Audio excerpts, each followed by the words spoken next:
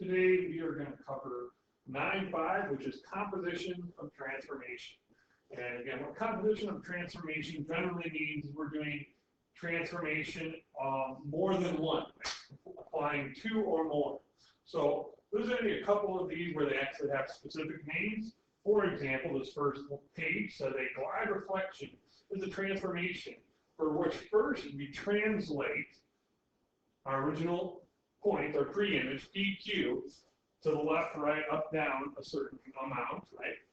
And second, we're going to reflect parallel to that translation, right?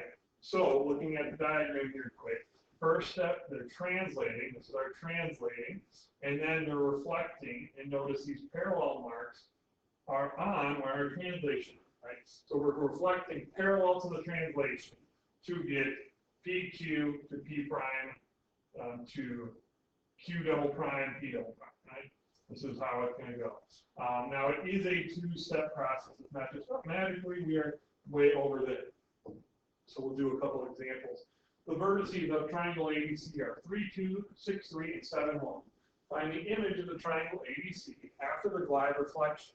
Now we're talking about the second, right? We're going to find ABC, A prime, B prime, C prime, and A double prime, B double prime, C double prime for our final answer. So first we're translating minus 12, 0, right? X minus 12, 0 is like we're translating 12 to the left, right? That's basically all we're doing. 12 to the left, 0 down, right? Okay? And so taking these points, we can do this in one or two ways. We can do it matrices or just with patterns. So I'll show you how we'll do it with the patterns. So ABC, here are our original points, 3, 2, 6, 3, and 7, 1. And now we're moving minus 12, 0, right? So minus 12, 0, and what we're doing, if you want to do that, is x minus 12, y, because y plus 0 is not really saying anything. That's okay, and we're just changing our x values. So 3 minus 12, negative 9. 6 minus 12, negative 6. 7 minus 12, negative 5, to give us A prime, B prime, C prime. And I'm just going to copy over our y values of 2, 3, and 1. And so now A prime, B prime, and C prime are negative 9, 2, negative 6, 3, and negative 5, 1. And now we are then from there reflecting in the x-axis. So as a reminder, reflecting in the x-axis is x stays the same, y gets multiplied by minus 1. And so we're going to follow that pattern to get our last one. Now, order does matter. Okay, you can't reflect first and then translate. You will get a different answer. Okay, so we're flipping our y values. We now have negative 9, negative 6, negative 5 staying put. But our y values are flipping their sign from positive 2 to negative 2, positive 3 to negative 3, and positive 1 to negative 1 to get our final answer of negative 9, negative 2, negative 6, negative 3, negative 5, negative 1. Okay, and now we'll be graphing these. So 3, 2, 6, 3, 7, 1. So those are our original points, 3, 2, 6, 3, 7, 1. And then these points got moved 12 to the left. So it's pretty simple. Just counting 12 over, 2, 4, 6, 8, 10, 12. I have it way over here, which should match, if you go back a slide, should match negative 9, 2. We'll check 2, 4, 6, 8, 9, 2, negative 6, 3, and negative 5, 1. Right, so those should be our prime points after one transformation for the translation. And now reflecting over the x, which is this dotted line, maybe blue wasn't the right color, but that yellow, probably not much better. But we'll say we're going to end up with purple points.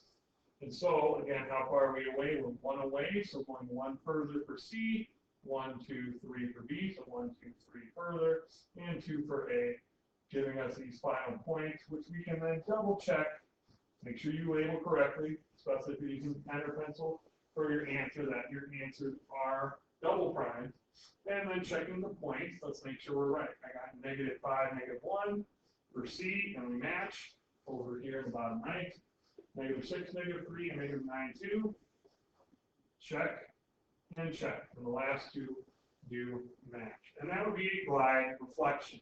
That is why we only move left or right for x, so that we can flip over y equals 0, or the x-axis. Now, suppose ABC is translated 4 down, then reflected in the y-axis.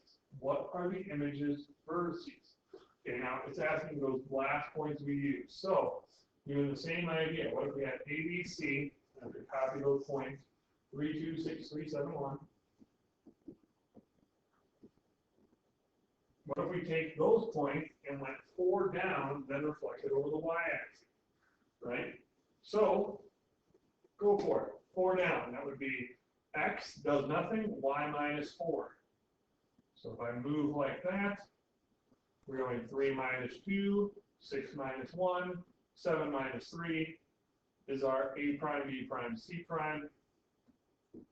And then flipping over the y-axis is a negative 1 times x, and then y. So I'm just going to say negative xy to give us A double prime is minus 3 minus 2, minus 6 minus 1, and minus 7 minus 3. And then finishing up, it says describe. If we could do a glide reflection backwards, how would that look if we went from A prime, B prime, C prime, double prime, to ABC? Meaning they're saying, is there a way we could describe a move from negative 3, negative 2, back to 3, 2 using a glide reflection? Right, 6, 3, 7, 1, oh, sorry, negative 6, negative 1. And negative 7, negative 3, back to 7, 1, right? And again, where did I get those points? We're basically going from the double prime to the single prime of the last little word drop. So think about it for a second, right? So basically going the exact opposite of what they mentioned to us, right? So my thought would be, we need to do, like going back to the direction, right? Opposite of 4 down, so I would need to go 4 up, and then flip over the same axis, right? Because that flip's still going to have the same effect. So my thought would be 4 down, 4 up, we already went down, so 4 up, and so if we added 4 here, here, and here, we'll get negative 3, 2, 6, 6, 3, negative 6, 3, sorry. And yeah, so we have negative 6, 3, right? Pretty similar to that point there. And then we would have negative 7, 1. And we would just be off by the sign of our x value. So that would then be y-axis reflection. And so that would be what it would be like, right? You basically flip this piece, the y-axis reflection, would stay the same. Moving on. The composition of multiple isometry is an isometry. Okay, so one transformation keeps us congruent, and then we do another transformation that keeps us congruent. Our original congruent shape should be congruent to our end, right? Just like A, B, C should be congruent to A double prime, B double prime, C double prime. If the transformations were not dilations, then that works. So what we just did was an example of that. The endpoints of TV are negative 2, 5, negative 4, 1. Graph the image after the composition. So again, this is more of a review of all the things you should have known for the last quiz. But reflection on the y-axis, right? Y stays the same, x gets a minus 1. And then 90 degrees about the origin is we switch from xy to negative yx. Right? That's what 90 degrees look like. And so we're going to do that with these points, t, negative 2, 5, and b, negative 4, 1. Okay. So again, first, the reflection of the y-axis, this is going to be negative 1 times x, and then y. So flipping our x value, I get 2, 5, 4, 1 is my t prime, b prime. And then 90 degrees, so this is where things get a little weird. We're going to do negative yx, right? A flip of the position. And so 5 is going to be, this y value is going to flip to the front, become negative. 2 is going to rotate to the front. Same thing with B. One's going to become negative, flip with the 4. 4 is going to slide to the back to get T double prime, B double prime. Okay? And we can graph these. However, you've had enough practice with that through 91 through 93, so we're going to be moving on. Reflections over a parallel line. Now this is basically saying if we do a double reflection, if we reflect over, say, line K, QP, and then we get P prime, Q prime, and then reflect that again over another line parallel to our first, that would be the same thing, right? So look at the diagram quick. We reflect it here, and then we reflect again here, a little further distance.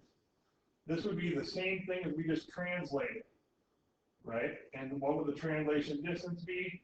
2D, where D is the distance between K and M, and that distance is repeated. We're going to kind of do a mini proof of this, I believe, coming up. And it's really short and algebraic. Okay, well, sorry, it's a double check, but again, P double prime is perpendicular to those lines, right?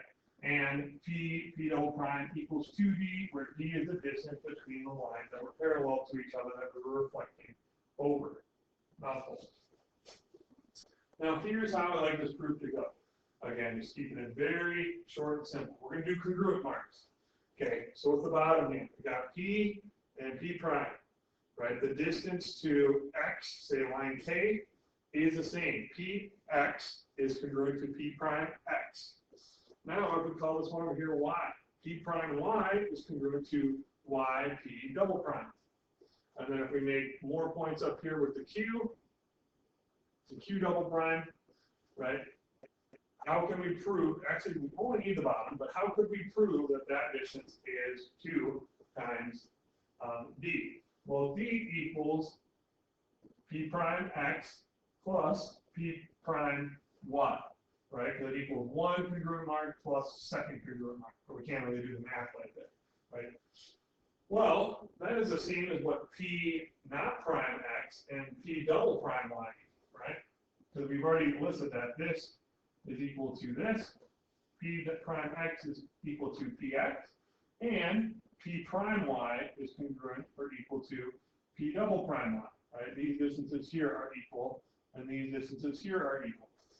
So, to find out what P double prime is, right, we've got D, right, we've got that distance there. We're just going to add them all up, and then we'll show you why it works. So Px plus Px prime, P prime X, plus P prime Y, plus P double prime Y. Right, that covers all these pieces left to right. I'm going to do the congruent marks on them. This is one congruent mark, two congruent marks, two congruent marks, right? We got two of each, well, one of each is D. Substitute for the ones that we don't know equal to D. So we're going to substitute Px, oh sorry, I needed them there, for P prime X, and we're going to substitute Py double prime, sorry, P double prime Y for P prime Y, because we know that's part of D. So once you do that, we've got now P prime X listed twice, and we've got P prime Y listed twice, because that's what we substituted here and here, because those weren't in the original D. And so now we have two of them, 2P prime X and 2P prime Y. Oops. Which is 2 times this value, which equals D. Right, so a little bit elongated, but the general idea is we already know that the inside equals D. This piece there, make sure you highlight out, this equals D, and these remaining pieces can be substituted so that they show they equal D as well. So doing some basic math. By the reflection of line K maps GH, GH prime H prime, reflection of M maps the primes to the double prime, H of B is 9, DH is 4, DH double prime. Name any segments that are congruent to HG, right? So HG is congruent to its reflection, and its reflection is congruent to that. So these are all congruent or equal, but I did say congruent. So H double prime, G double prime. GA, right, that distance up top is 9, doesn't necessarily match the bottom, right? These are equal to 9, these are equal to 4, right? Well, so the bottom is going to add up to equal the same distance. Like this distance needs to be 13. If we have any more information, help us finish up. We do a little bit here, okay? Not quite, I guess. We don't have enough to like add to that, but if GA is going to equal to, right, these two are equal to other, A G prime or G prime A. Sorry, 1 prime, not double prime.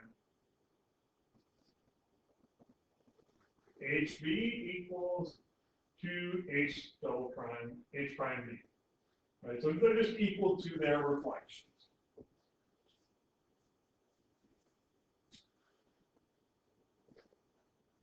One last theorem we want to get to.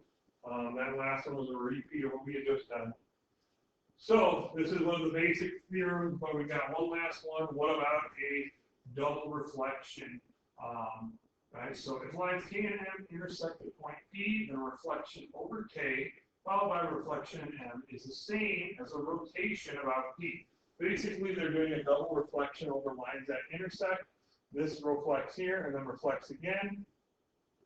And that is equal to a double rotation, a rotation 2 times the value of x. Okay? So the angle of rotation is 2x, where x is a measure of the acute or right angle formed by K and M. So literally it's going to come down to, right, we've got 80 degrees and they're showing the double reflection. How can we describe it as one transformation? Well, again, this is the same as a reflection of 2 times 80.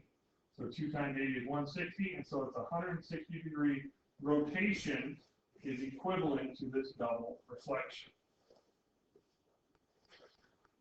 Keep in touch by email if you've got any questions on the lesson. The homework will be posted online as well as on Google Classroom.